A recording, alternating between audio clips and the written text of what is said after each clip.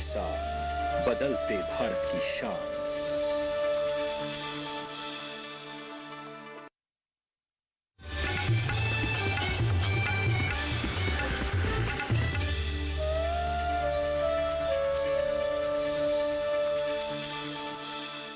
नमस्कार, आप देख रहे हैं दूरदर्शन किसान गांव किसान कार्यक्रम के एक नए एपिसोड में मैं अदिति शर्मा आप सभी का स्वागत करती हूँ। हमारे इस कार्यक्रम का उद्देश्य एक ही है, खेती किसानी और पशुपालन के क्षेत्र में जो कुछ बदलाव हो रहे हैं उनकी जानकारियां हम आप तक पहुंचाएं, साथ ही मुलाकात करवाएं हमारे कामयाब किसान से, ताकि उनकी उन्नति को देखकर आप भी उनसे जरूर प्रेरित हो। हमेशा की तरह लेकर आए हैं हमारे तीनों सेगमेंट्स, खेती किसानी, हमारा पशुधन और कामयाब किसान की दास्तान। तो फिर आइए आज के अंक की शुरुआत करते हैं।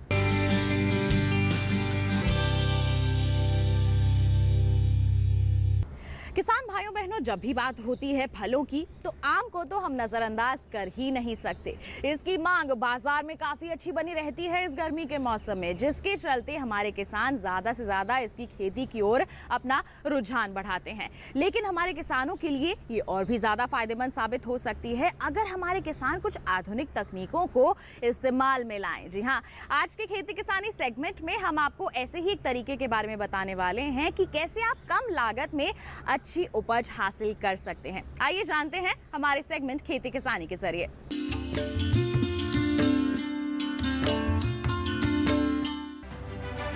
आम की खेती कई वजहों से फायदेमंद होती है।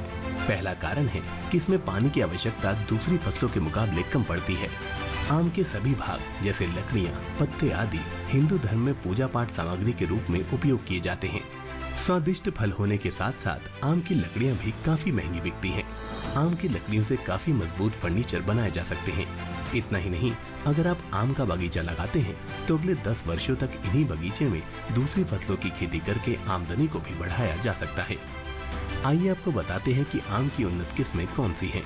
आमतौर पर आम की किस्मों को 3 भाग में बांटा जा सकता है। पहला शीघ्र फलन किस्म, जो काफी तेजी से विकसित होकर फल देने योग्य हो जाती है। इसमें बैगनफली, तोतापरी, गुलाब खस, लंगड़ा, बॉम्बे ग्रीन, दशहरी आदि शामिल हैं। आम की दूसरी बेहतरीन किस्म मध्यम फलन किस्म है। इसमें मल्लिका, हिमसागर, आम्रपाली, केशर सुंदरजे किस्म के आम शामिल हैं। वहीं प्रसंस्करण वाली किस्मों में बैगनफली, अल्फांजो, तोतापरी आदि आम आते हैं। इसके अलावा देर से फलने वाली किस्में चैंसा और फजली हैं। अब जानते हैं कि आम के पौधे में किस तरह का संक्रमण फैलता है और इसकी रोकथाम के लिए किन खास बातों पर ध्यान देने की जरूरत है, जिससे किसानों को आम की अच्छी कीमत मिल सके। आम में कई प्रकार के रोग लगते हैं, जिसका सही समय पर उपचार करना जरूरी है, वरना ये फसल पर नकारात्मक प्रभाव डाल सकती है। चूर्णी फफूंदी, छोटी टहनियों, फल फूल और पत्तियों पर सफेद भूरे रंग का फफूंद उसे खोखला कर देता है। आम का प्रभावित भाग भूरा होकर सूख जाता है। आम की फसल को इस रोग से बचाने के लिए आप 0.2% गंधक को 15 दिन के अंतराल के दौरान छिड़काव करें। एंथ्रेक्नोज, पेड़ पर कभी कभी चकत्ते जैसा गहरा रंग बन जाता है, छिद्र भी हो जाता है। इस समस्या से निजात पाने के लिए 3:3:50 का बोर्डो मिक्सचर का हर 15 दिन के अंतराल में छिड़काव जरूर करें। बंधा रोग, जिसमें पत्तियां छोटी होकर गुच्छे का रूप ले लेती हैं, इस स्थिति में प्रभावित भाग की छटाई करते हुए NAA का 2 ग्राम प्रति लीटर पानी का घोल बनाकर छिड़काव करें। मैंगो हॉपर या तेला रोग भी आम का ही रोग है, जिसमें भूरे कीट पेड़ को चूस कर खोखला कर देते हैं। इस स्थिति में मोनोक्रोटोफॉस का छिड़काव हर 7 दिन में 2 या 3 बार करें। मिलीबग, ये रोग फसल को झुंड की तरह रस चूस कर उसे नुकसान पहुंचाते हैं। इसकी रोकथाम के लिए किसान 0.03% पैराथियन का छिड़काव कर सकते हैं। देश में आम गूदे के 2 मुख्य प्रसंस्करण क्षेत्र हैं, जिसमें करीब 65 प्रसंस्करण यूनिट हैं। देश में आम गूदे के 2 मुख्य प्रसंस्करण क्षेत्र हैं, जिसमें करीब 65 प्रसंस्करण यूनिट हैं। इनमें आम के अल्फांसो और तोतापुरी किस्मों की आपूर्ति होती है। ये क्षेत्र आंध्र प्रदेश के चित्तूर और तमिलनाडु राज्य के कृष्णागिरी में है। महाराष्ट्र और गुजरात राज्यों में भी कुछ प्रसंस्करण इकाइयां हैं। भारत विश्व में आम के गूदे का प्रमुख निर्यातक है। ईपीडा की ओर से जारी ताज़ा आंकड़ों के अनुसार भारत ने साल 2020-21 के दौरान 714.41 करोड़ रुपए यानी 96.43 मिलियन अमेरिकी डॉलर की कीमत का 98,369.74 मीट्रिक टन आम गूदा निर्यात किया है। आम उत्तर प्रदेश की मुख्य बागवानी फसल है। उत्तर प्रदेश में लगभग 40 से 45 लाख मीट्रिक टन आम की पैदावार होती है। जो देश के कुल उत्पादन का लगभग 83% है। उत्तर प्रदेश के बाद आंध्र प्रदेश, बिहार एवं कर्नाटक में आम की पैदावार सबसे ज्यादा होती है। वहीं बात आम की पैदावार की करें तो इस साल घरेलू स्तर पर आम की अच्छी पैदावार होने का अनुमान जताया गया है। कृषि मंत्रालय की ओर से बागवानी फसलों के लिए जारी तीसरे आकलन के मुताबिक साल 2020-21 के दौरान देश में कुल आम की पैदावार 2,08,22,000 टन होने का अनुमान है, जबकि बीते साल इस दौरान आम की उपज 2,03,17,000 टन ही रही थी। यानी इस साल देश में आम की पैदावार में 5 लाख टन से ज्यादा की बढ़ोतरी देखने को मिल सकती है। बता दें कि केंद्र सरकार एवं राज्य सरकार आम की खेती के लिए ही नहीं, कई बागवानी उत्पादों की खेती जैसे फल, फूल, सब्जियों आदि के लिए सब्सिडी प्रदान करती है। 50 से 80% तक की सब्सिडी बागवानी करने पर दी जाती है। इसके अलावा बैंक से बागवानी के लिए काफी सस्ते दर पर लोन उपलब्ध करवाया जाता है। साथ ही ब्याज पर छूट भी प्रदान की जाती है।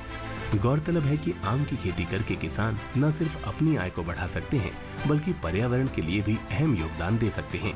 इसके अतिरिक्त आम की खेती से जल संरक्षण के क्षेत्र में भी अहम योगदान दिया जा सकता है।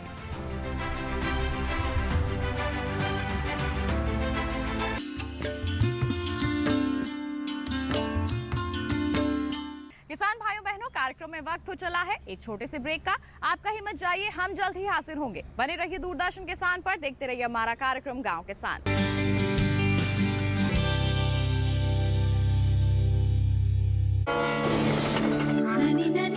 उत्तर पूर्वी राज्यों पर आधारित अनूठी कहानियों का संग्रह गुलदस्ता।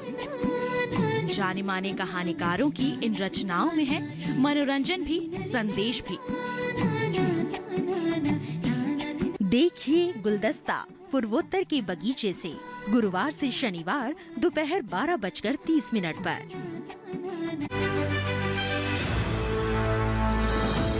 खुशहाल होंगे खेत, पशु भी रहेंगे स्वस्थ, सरकारी स्कीम का होगा लाभ, जब एक्सपर्ट्स का मिलेगा साथ, किसानों के सवाल, विशेषज्ञों के जवाब, अब सिर्फ एक फोन कॉल पर। देखिए अपना खास प्रोग्राम।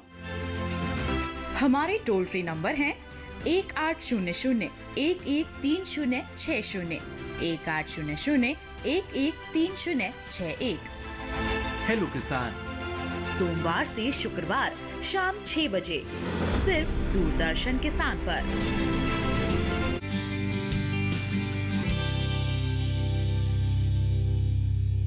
ब्रेक के बाद दूरदर्शन किसान के कार्यक्रम गांव किसान में आप सभी का फिर से स्वागत है। किसान भाइयों बहनों, हमारे देश में ज्यादातर लोग अपने भोजन में मछलियों का सेवन तो करते ही हैं, जिसके चलते ज्यादा से ज्यादा लोग जो हैं मत्स्य पालन व्यवसाय की ओर अपने कदम बढ़ा रहे हैं, क्योंकि मांग अच्छी हो रही है। साथ ही बता दें, घरेलू मांग तो अच्छी बनी ही हुई है, साथ ही साथ अंतर्राष्ट्रीय स्तर पर भी इसकी मांग में इजाफा हो रहा है। ऐसे में ज्यादा से ज्यादा हमारे जो किसान हैं मत्स्य पालन की रुख भी कर रहे हैं, और अगर आप करना चाहते हैं तो किस तरह से आप इसे संभव कर सकते हैं, अपने लिए सफल बना सकते हैं, आइए जानते हैं हमारे सेगमेंट हमारा पशुधन के जरिए।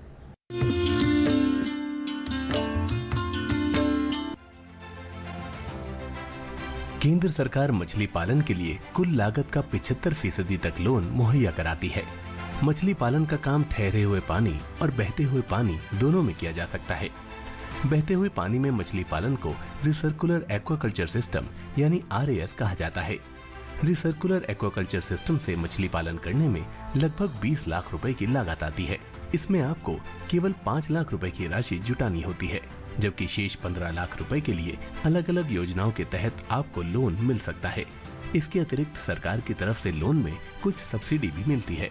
वैसे तो मछली पालन के लिहाज से हर महीना अहम होता है, लेकिन अप्रैल महीना काफी ज्यादा खास होता है, क्योंकि इस महीने को मछली पालन के लिए नए और पुराने तालाबों की साफ सफाई करने के लिहाज से उचित माना जाता है। यही वजह है कि अप्रैल महीना मत्स्य पालन करने वालों के लिए महत्वपूर्ण है। तालाब में मछली बीज डालने के 25 दिन बाद मछलियां आनी शुरू हो जाती हैं। 12 महीने के बाद 1 से 1.5 किलो की हो जाने पर मछलियों को तालाब से बाहर निकाल कर बेचना चाहिए। मछली के बीज किसी भी हैचरी से खरीदे जा सकते हैं। देश के कई राज्यों में मछली हैचरी हैं, जहां से बीजों को हासिल किया जा सकता है, जैसे कि दिल्ली, सहारनपुर, हरिद्वार, आगरा वगैरह। हर जिले में मछली पालन विभाग होता है, जो मछली पालकों को हर संभव मदद प्रदान करता है। नया काम शुरू करने वालों को मछली पालन की ट्रेनिंग भी दी जाती है। मछली पालन के लिए आपको एक प्रोजेक्ट बनाकर जिला मछली पालन विभाग में जमा करना होता है। यहाँ आपके प्रोजेक्ट पर विचार करने के बाद उसे फाइनेंस के लिए आगे भेज दिया जाता है। एक बार मछली पालन का काम शुरू होने से आप इससे लगातार कमाई कर सकते हैं। 1 एकड़ तालाब से आप हर साल लगभग 5 लाख रुपए की कमाई कर सकते हैं। भारत में मछली पालन व्यवसाय बहुत तेजी से विकसित हो रहा है। बारिश न होने के कारण तालाबों, पोखरों तथा नहरों में पानी नहीं होने के कारण मछलियां भी पर्याप्त मात्रा में बाजार में नहीं मिल रही हैं। ऐसे में मछली पालन व्यापार प्रचलित होता जा रहा है। आज भारत के बहुत से किसान फिश फार्मिंग करके अच्छा मुनाफा भी कमा रहे हैं और मछली पालन व्यापार से अपना जीवन व्यतीत कर रहे हैं। मछली पालन के कारोबार में थोड़ी सी लापरवाही और जानकारी के अभाव से आपको भारी नुकसान उठाना पड़ सकता है। इसीलिए मछली पालन की जानकारी लेना अति आवश्यक है। मछली पालन के लिए अप्रैल के महीनों में तालाब की तैयारी शुरू कर देनी चाहिए।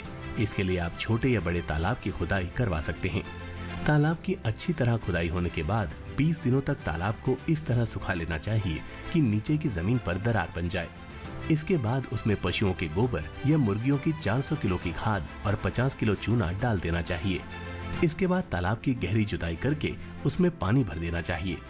तालाब में पानी 3 फीट से कम और 4 फीट से ज्यादा नहीं होना चाहिए। साथ ही अगर आप मछली पालन करने जा रहे हैं तो आपको तालाब में पानी की कमी ना हो, इसके लिए पानी की व्यवस्था कर लेनी चाहिए। मछली पालन शुरू करने के लिए भूमि का चयन ऐसी जगह ना करें जहां ढलान हो या बाढ़ आने की संभावना हो। साथ ही इस बात का भी खास ध्यान रखना चाहिए कि उस स्थान की वायु प्रदूषित ना हो। इसके अलावा इस बात पर गौर करें कि नदियों और झीलों या पंपिंग सेट से आने वाला पानी दूषित ना हो। मत्स्य विकास के लिए मछलियों को उत्तम खाद्य आहार खिलाना आवश्यक होता है। हमेशा मछली को उत्तम ताजे भोजन के समान पुष्टिकारक और उच्च गुणवत्ता वाला भोजन ही देना चाहिए। बहुत से किसान मत्स्य पालन करने के लिए तालाब की खुदाई तो करवा लेते हैं, लेकिन उनकी समस्या होती है कि किस प्रजाति की मछली का पालन व्यवसाय में अच्छा रहेगा और किसमें अधिक मुनाफा कमाया जा सकता है। मछलियों की प्रजाति के हिसाब से मछलियों के भाव ज्यादा और कम हो सकते हैं। आपको मत्स्य हैचरी के पास अनेक प्रकार की मछलियों की प्रजाति मिलेंगी। इनमें रोहू मछली, कतला मछली, मांगुर मछली, कवई मछली, मृगल मछली, ग्रास कार्प मछली, सिल्वर कार्प मछली, तिलापिया मछली, फंगासियस मछली, चीपल मछली शामिल हैं। इन सभी प्रकार की मछलियों के बीज आपको आसानी से मिल जाएंगे। वही बात मछली पालन के फायदों की करें तो बहुत छोटे किसान कम पूंजी में शुरू कर सकते हैं मछली पालन। मछलियों के कारोबार में मंदी नहीं आती। खेतों में छोटा तालाब बनाकर शुरू कर सकते हैं मछली पालन। पशुपालन, मुर्गी पालन, खेतीबाड़ी के साथ मछली पालन करना आसान। मछलियों को प्रोटीन का बहुत बड़ा स्रोत माना जाता है। मछली का उपयोग मांस के रूप में खाने के लिए तो किया जाता है, साथ ही मछली के तेल से अनेक प्रकार के उत्पाद भी बनाए जाते हैं। मछली पालन करने वाले किसानों को सरकार कम ब्याज पर लोन भी दे रही है, ताकि अधिक से अधिक किसान मछली पालन के व्यवसाय से जुड़े। अगर आप मछली पालन से संबंधित ज्यादा जानकारी चाहते हैं तो विभिन्न राज्यों के जिले में भी मछली पालन विभाग होता है, जहां से मछली पालन से संबंधित जानकारी मिलती है।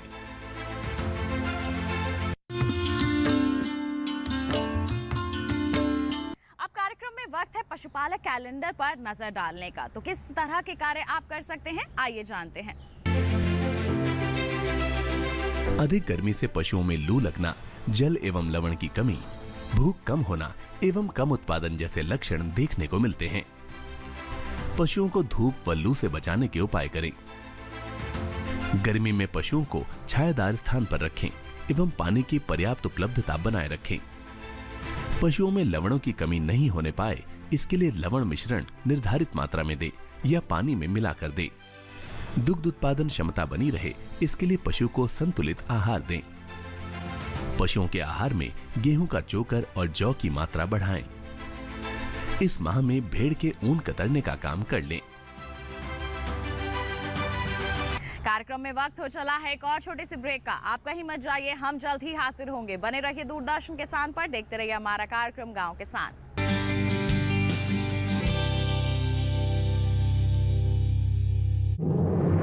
मन की बात है जन जन की, संघर्षों के कुछ किस्से, कहानी कुछ सफलताओं की, अनकही विरासत की, उम्मीदें नए भारत की। महीने के आखिरी रविवार का रहता है इंतजार।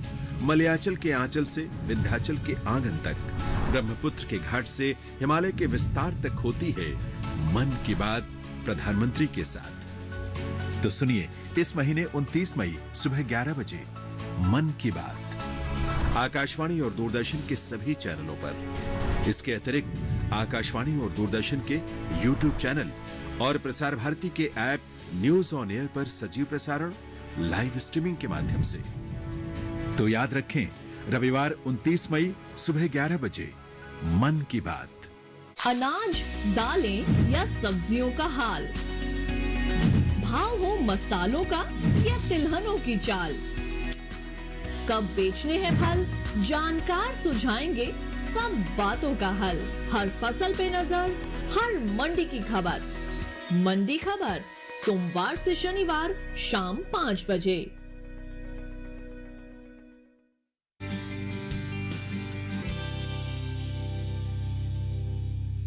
ब्रेक के बाद दूरदर्शन किसान के कार्यक्रम गांव किसान में आप सभी का फिर से स्वागत। अब कार्यक्रम में वक्त है हमारे कामयाब किसान से मुलाकात करवाने का। आज के हमारे कामयाब किसान मध्य प्रदेश के निवासी हैं, जिनका नाम है ताराचंद बेल जी। बता दें आपको कि इनका योगदान काफी सराहनीय रहा है। कृषि जगत में एक क्रांति लाई है इन्होंने। कैसा रहा है इनका कामयाबी का सफर, आइए जानते हैं हमारे सेगमेंट में।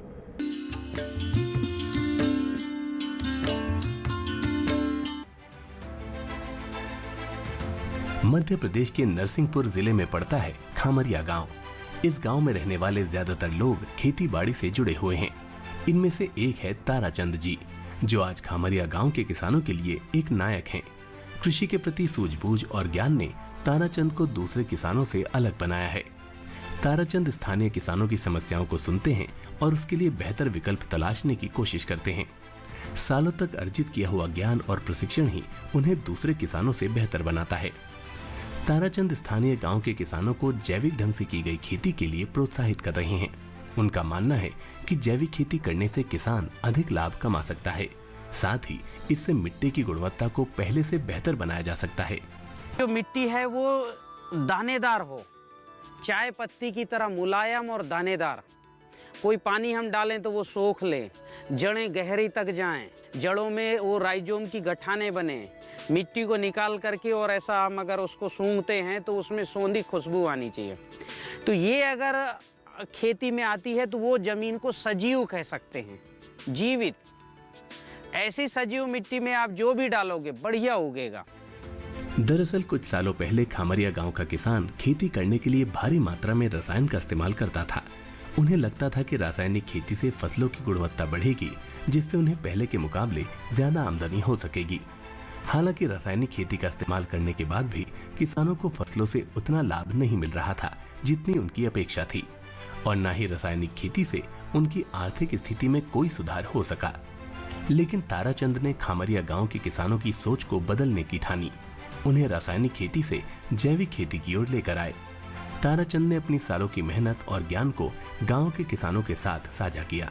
उन्हें जैविक तरीके से खेती के महत्व के बारे में बताया, उनकी समस्याओं को सुना और समाधान निकालने की कोशिश की। खामरिया गांव के रहने वाले ताराचंद किसान परिवार से हैं। उन्होंने बचपन से ही अपने आसपास किसानों को खेती बाड़ी करते हुए देखा है। इनके पिता के पास 16 एकड़ की जमीन होने के बावजूद इनकी आर्थिक स्थिति बेहद दयनीय थी। उनके परिवार में खाने पीने के लिए भी उपयुक्त व्यवस्था नहीं थी। ये हालात सिर्फ ताराचंद के घर के ही नहीं थे, बल्कि गांव के ज्यादातर किसान अपनी बुरी आर्थिक स्थिति से लड़ रहे थे। किसानों की आर्थिक स्थिति को बेहतर बनाने के लिए उन्हें नई तकनीक और बेहतर प्रशिक्षण की आवश्यकता थी। ताराचंद ने जब अपने खेतों और आसपास के खेतों को देखा तो ये जाना कि इतनी खेती होने के बावजूद किसानों की ऐसी दयनीय अवस्था क्यों है। मुझे 5 गांव में काम करना था समग्र ग्राम विकास के लिए, तो वहाँ सैकड़ों किसान मिल गए। तो जैविक खेती का उनके बीच में प्रयोग करता चला गया। प्रयोग किया तो एक ही सीजन में मेरे पास ऐसे ढेरों रिजल्ट आते थे। उनका एनालिसिस भी किया, 1 साल 2 साल 3 साल, तो कौन से नुस्खे ज़्यादा कारगर हैं वो मेरे पास आते चले गए। मैं नरसिंहपुर आकर और यहाँ मैंने काम की शुरुआत किया। शुरुआत मैंने लोगों को जैविक खेती बताने से किया। बताते बताते फिर मुझे ऐसा लगा कि नहीं, खेती ले करके और स्वयं खेती करके लोगों को दिखाएं। तो मैंने यहाँ पर 22 एकड़ लीज पर लिया है खेती। 10 एकड़ में अमरूद लगा हुआ है।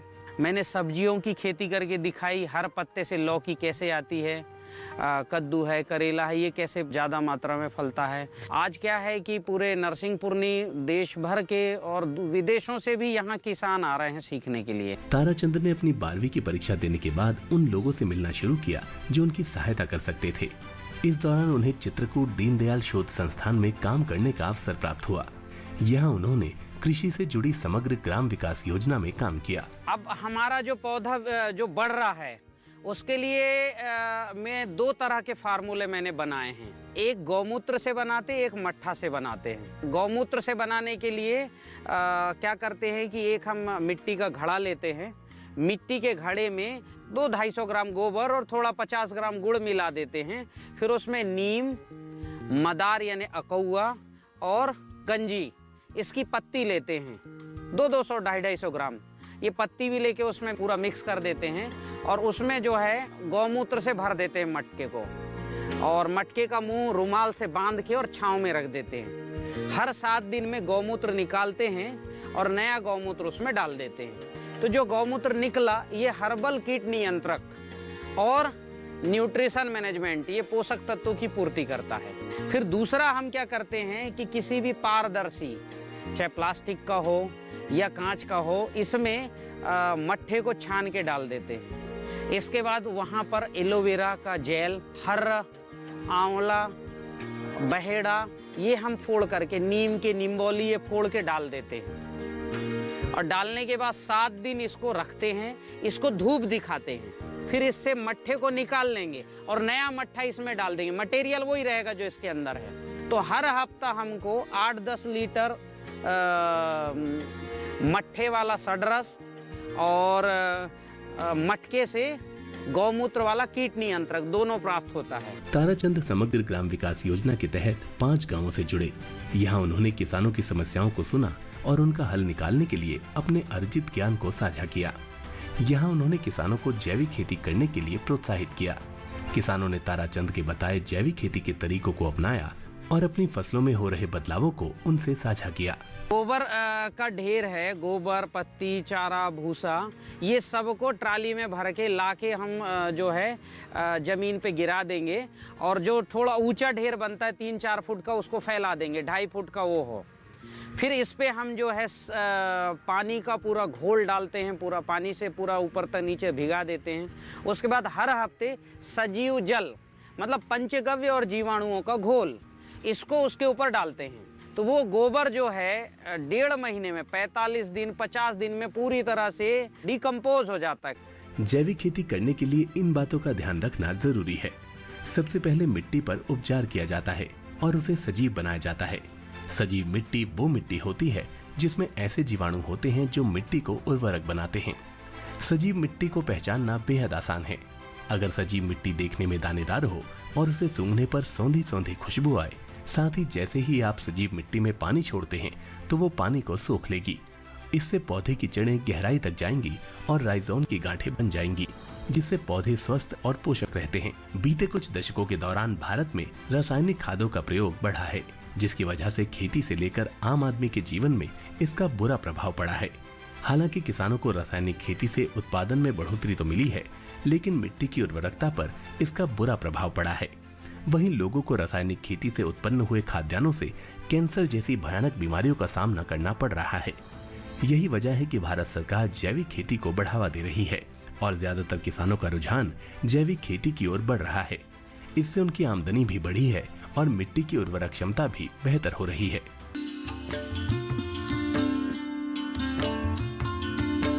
तो किसान भाइयों बहनों, ये था हमारा आज का कार्यक्रम गांव किसान। उम्मीद करते हैं आज के कार्यक्रम में दी गई जानकारियां आपके लिए जरूर लाभकारी साबित होंगी। एक विशेष जानकारी और आपको दे दें, आप हमारा ये दोबारा कार्यक्रम देख सकते हैं। टीवी स्क्रीन पर दिखाए जा रहे QR कोड को स्कैन कीजिए, सीधा पहुंचेंगे हमारे YouTube चैनल पर और हमारा ये एपिसोड आप दोबारा देख सकते हैं। तो इसी के साथ आज के लिए इतना ही। अगले अंक में होगी मुलाकात, तब तक के लिए हमें दीजिए इजाजत। आप बने रहिए दूरदर्शन किसान पर। नमस्कार।